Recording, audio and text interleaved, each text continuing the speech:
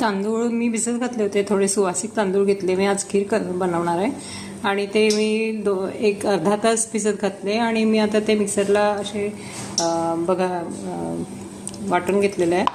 असे वाटून घ्यायचे आणि कढईमध्ये मी तूप घातलेलं आहे, साजूक तूप.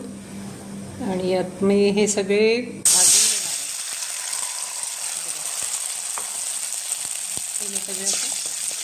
भाजून घेणार आहे, छान परतून घेणार आहे साजूक तुपामध्ये.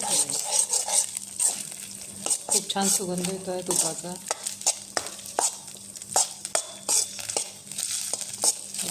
छान भाजून घेते, म्हणजे थोडे परतून घेते तुपामध्ये याला.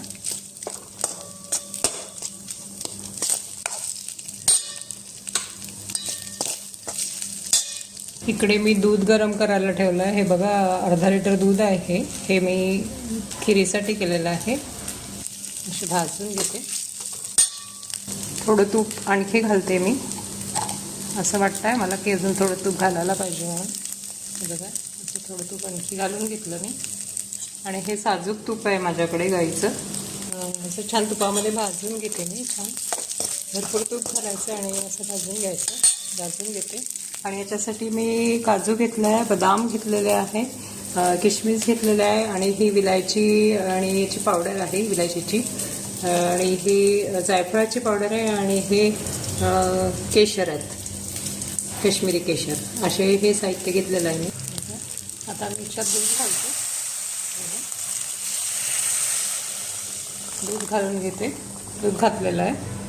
हे बघा, दूध घातलेलं आहे मी असं.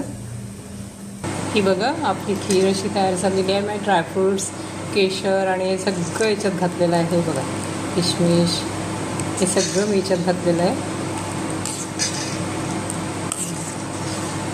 आणि ही आपली अशी छान खीर तयार झालेली आहे, बघू शकता.